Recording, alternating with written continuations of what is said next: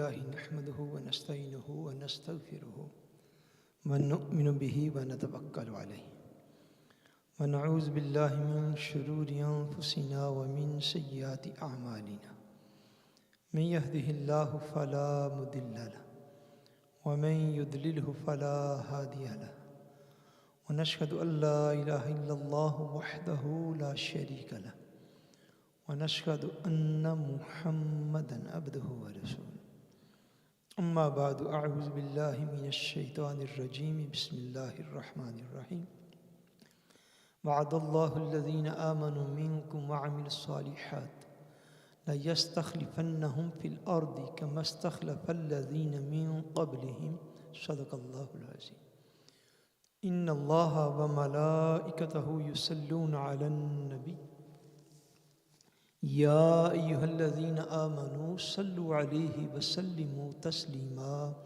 اللهم صل على سيدنا ومولانا محمد وعلى آله وأصحابه وبارك وسلم اللهم صل على سيدنا ومولانا محمد وعلى آله وأصحابه وبارك وسلم الصلاة والسلام عليك يا رسول الله وعلى آلك وأصحابك يا حبيب الله۔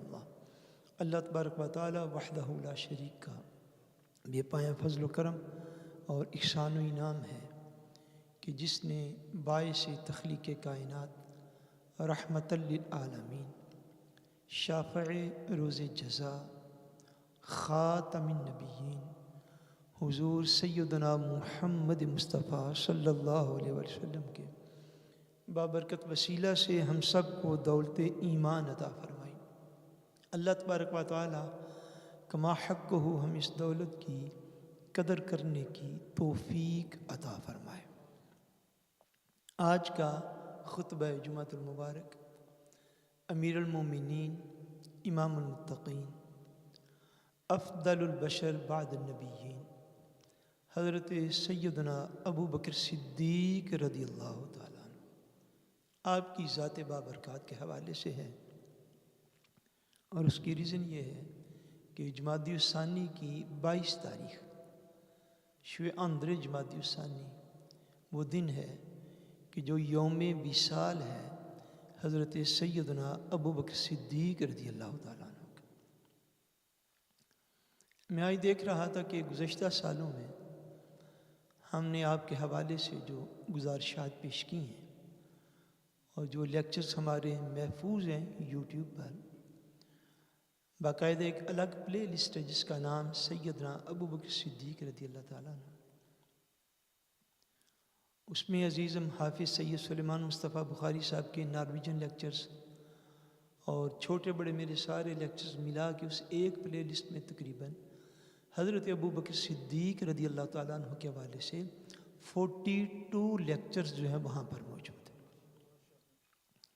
اور جن میں سے 23 جو ہے وہ مکمل لیکچرز ہیں، باقی آپ کو پتہ پھر ان کے چھوٹے چھوٹے کلپ جو ہے وہ آپ لوگوں کی آسانی کے لیے وہ بنائے جاتے ہیں، وہ بھی ہیں۔ اور آپ کے دور میں ایک تاریخی اور عظیم واقعہ ہے جس کو باغ فدق کہتے ہیں۔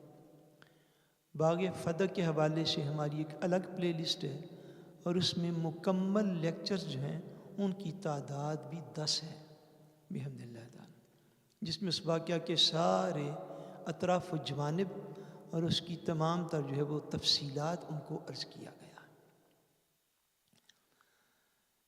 حضرت سیدنا ابو بکر صدیق رضی اللہ تعالیٰ عنہ کے حوالے سے پہلے ہم جن چیزوں کو بیان کر چکے ہوئے ہیں اس میں آپ کی افضلیت اور آپ کی سیرت پاک، کردار، اخلاقیات، اسلام کی خاطر آپ کی قربانیاں اور یہ سارے موضوعات کے حوالے سے کچھ نہ کچھ مواد جو ہے وہ ہمارے یوٹیوب چینل پر بحمد اللہ تعالیٰ موجود ہے۔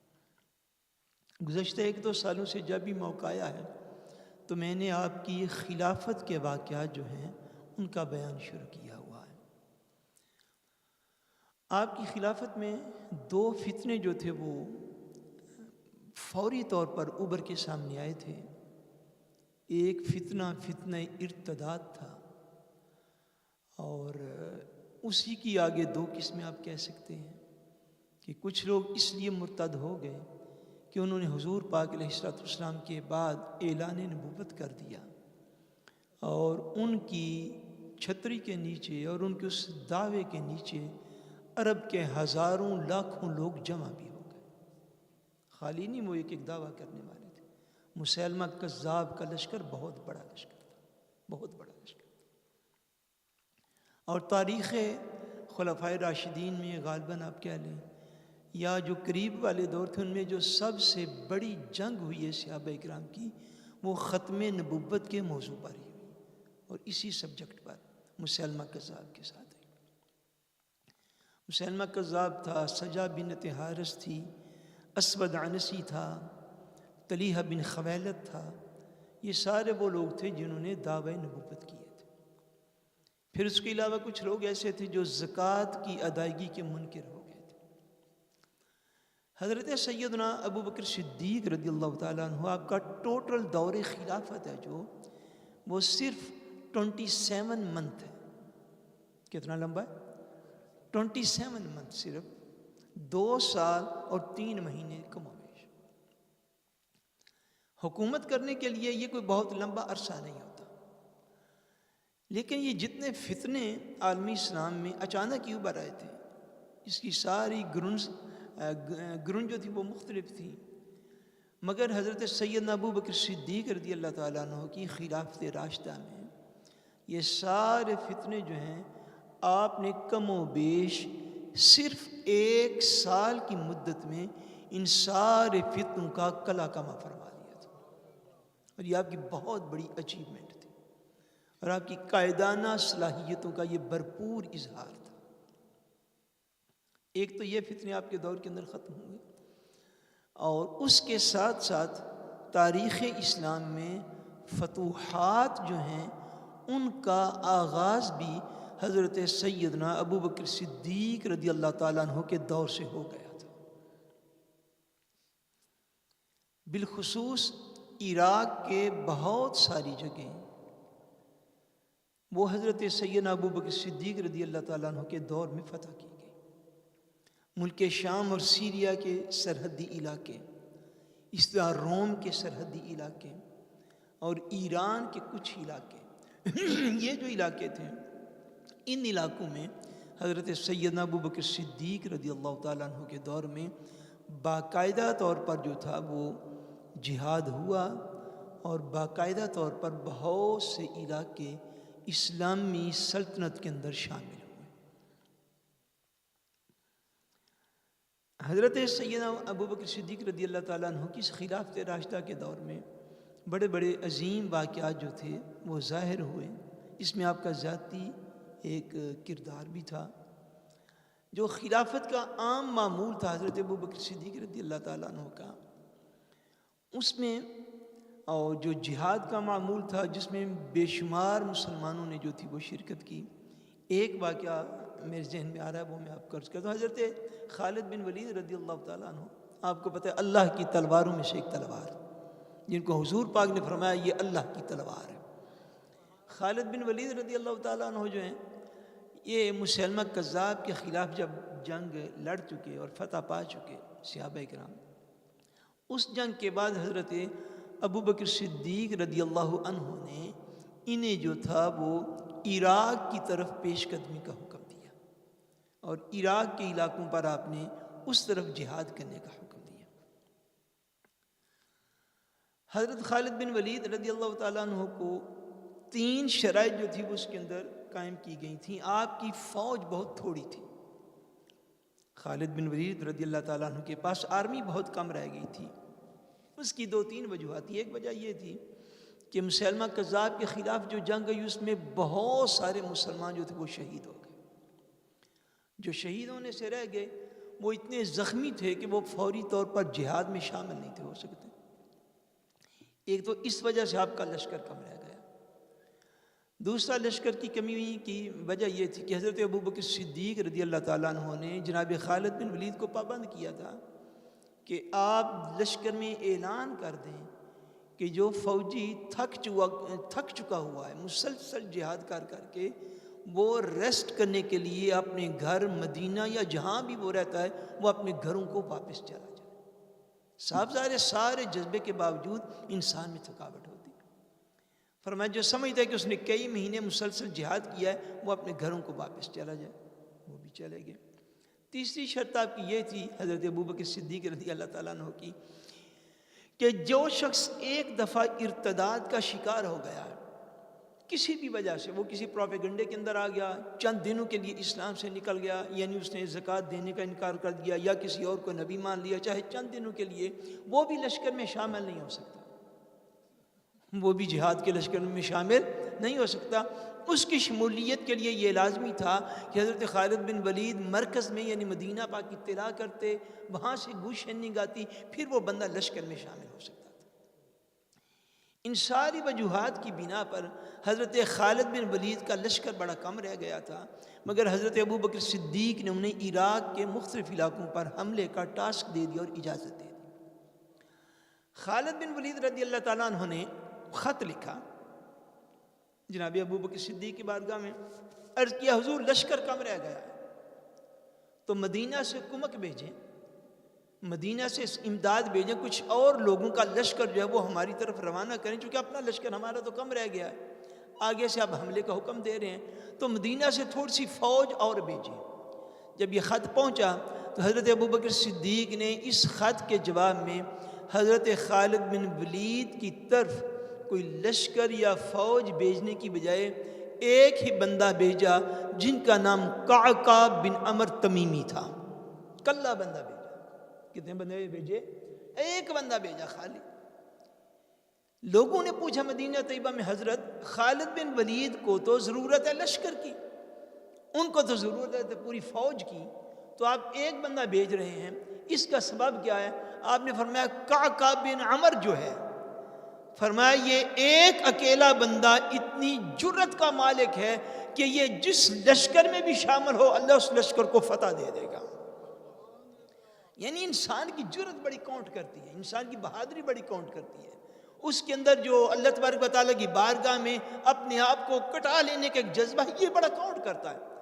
آپ نے بجائے لشکر بھیجنے کے یا پوری فوج بھیجنے کے آپ نے ایک ہی بندہ بھیجا اور ساتھ فرمایا جس لشکر میں قعقاع بن عمر ہو یہ اتنی جرت والا بندہ ہے کہ یہ ایک بندہ کئی ہزار بندوں پر بھاری ہے.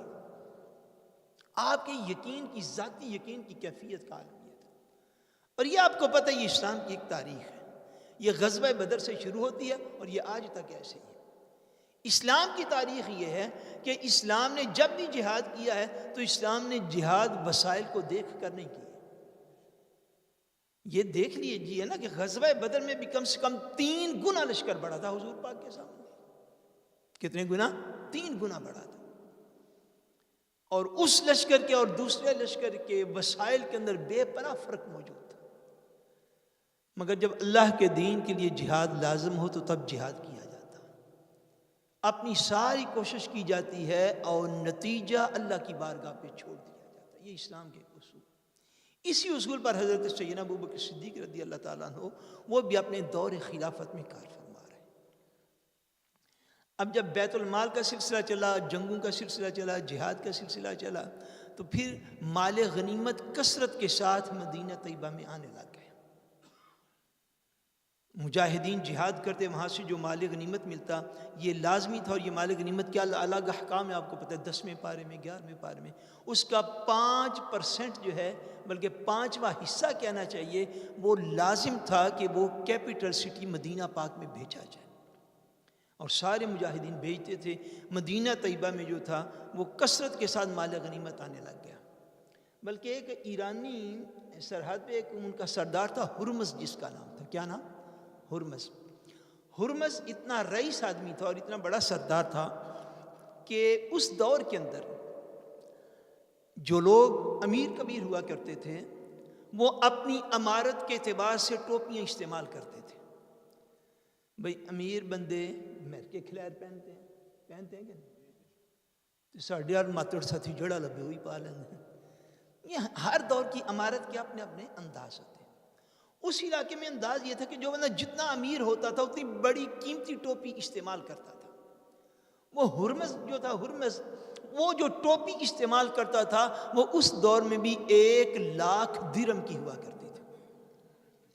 حضرت خالد بن ولید نے اس کے خلاف جہاد جب فرمایا اور اس کے لشکر کو شکست دی جناب خالد بن ولید نے، تو وہ ٹوپی بھی مال غنیمت میں مدینہ طیبہ آئی تھی، جس کی خالی قیمت 1,00,000 درہم تھی اس دور میں۔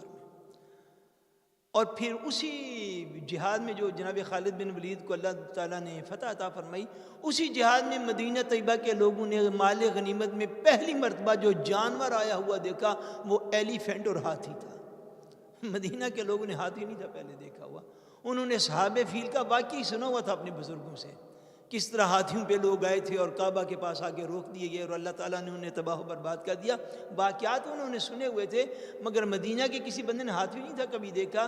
یہ بھی حضرت خالد بن ولید کو جو اللہ نے فتح عطا فرمائی نا ایرانیوں کے خلاف، تو انہوں نے ایک ہاتھی مال غنیمت میں مدینہ طیبہ بھی بیچا تھا، اور وہ گلیوں میں پھرایا گیا لوگوں کو دکھانے کے لیے کس جانور کو ہاتھی کہتے ہیں۔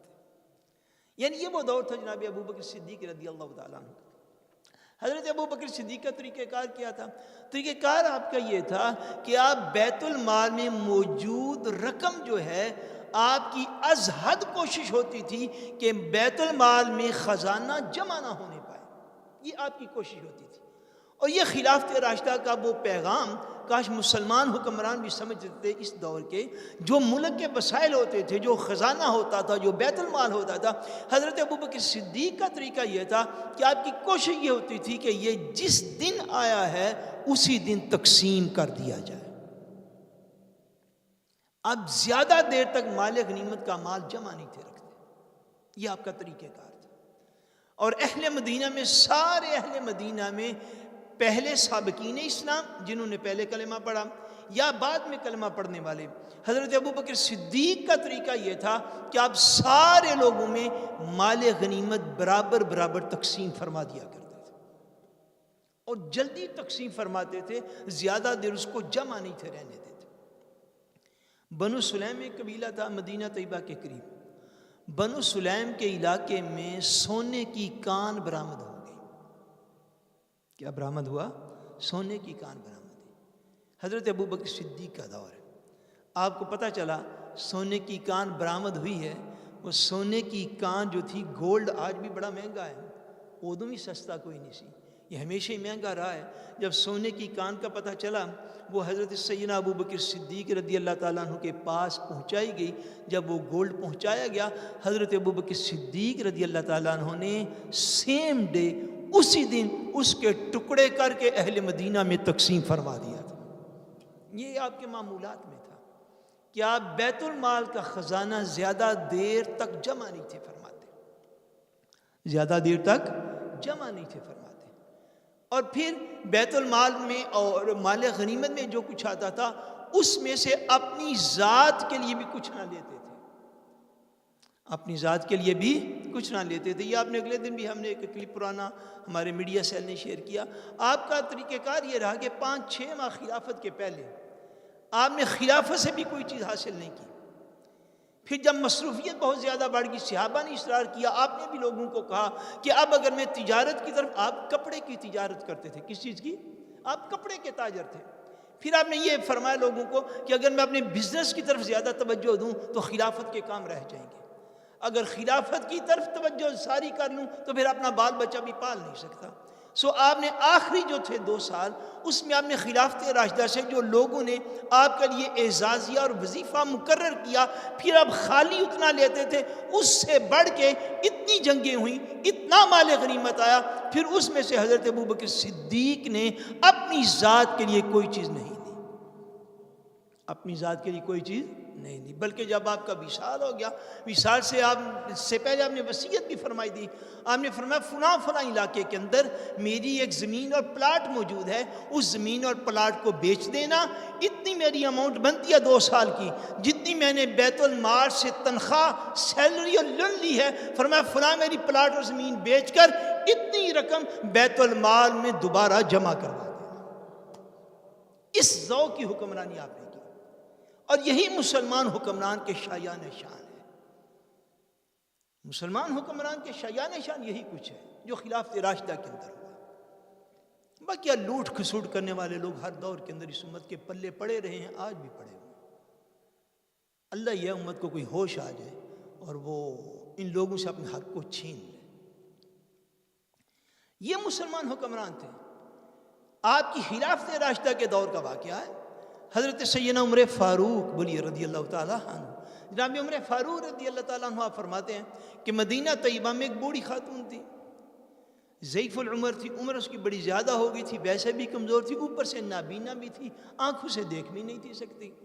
جناب عمر فاروق فرماتے ہیں کہ میرا بڑا دل کرتا تھا کہ میں اس خاتون کی خدمت کروں، میں اس کے گھر کے کام کاج کر دوں، میں اس کے گھر میں جا کے جھاڑو لگایا کروں، میں اس کو پانی بھر کے اس کے پاس رکھایا کروں، میں اس کو کھانا جو ہے وہ دے آیا کروں، میں اس کی بکریوں کا دودھ جو ہے وہ دوہ کے اس کے پاس رکھایا کروں. جناب عمر فاروق فرماتے ہیں میرا بڑا دل کرتا تھا میں فجر کے بعد دن چڑھے اس خاتون کے گھر جاتا تھا. فرماتے ہیں جب بھی میں اس کے گھر گیا ہوں میں نے دیکھا اس کے گھر میں جھاڑو بھی لگا ہوا ہے، اس کی بکریوں کا دودھ بھی کسی نے دوہا ہوا ہے، اس کے گھر کے کام کاج بھی ہوئے ہیں، پانی بھی کسی نے بھرا ہوا ہے، اس کا کوئی کام کرنے والا نہیں تھا. تو فرماتے میں بڑا حیران، نہ اس کا باپ، نہ بیٹا، نہ خمند، کوئی دنیا میں اس کا رشتہ دار بھی موجود نہیں. اور میں جب فجر کے بعد اس کے گھر میں جاتا ہوں اس کے گھر کے سارے کام ہوئے ہوتے ہیں. فرماتے مجھے تجسس ہوا، سسپینس ہوا کہ آخر وہ بندہ کون ہے جو اس اندھی، نابینا اور بڑھیا عورت کے کام کر جاتا ہے.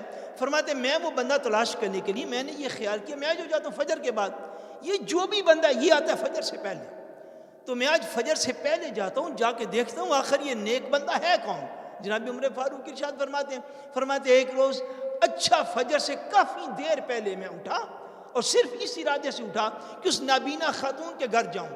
میں اس کے گھر کی اس کی جھونپڑی کے باہر اچانک ایک سائڈ پہ میں بیٹھ گیا اور دیکھتا رہا کہ اس بڑھیا کی مدد کے لیے کون آتا ہے، اس نابینا کی مدد کے لیے کون آتا ہے، اس ضعیف العمر کی مدد کے لیے کون آتا ہے. فرماتے ہیں میں چھپ کے بیٹھا ہوا تھا، تھوڑی دیر کے بعد میں نے دیکھا کہ اس کی مدد کرنے کے لیے جو شخص آیا جس نے اس کے سارے گھر کے کام کیے، اس کی بکریوں کا دودھ دوہا، اس کے گھر میں جھاڑو پھیری، اس کے پاس کھانا پینا رکھا، وہ شخص اور کوئی نہیں تھا، وہ شخص خلیفہ راشد حضرت ابو بکر صدیق تھے.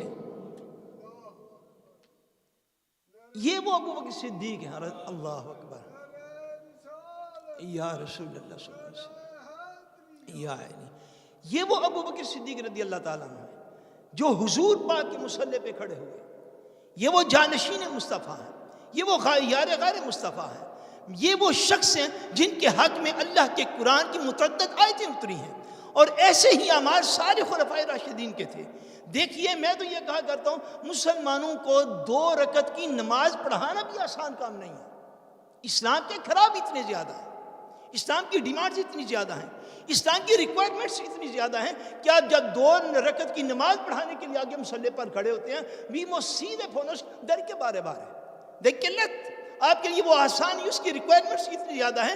اگر مسلمانوں کو 2 رکعت نماز پڑھانا بھی کوئی آسان نہیں ہے تو مسلمانوں کا حکمران بن کے کھڑے ہو جانا یہ اس سے بھی مشکل تر بات ہے.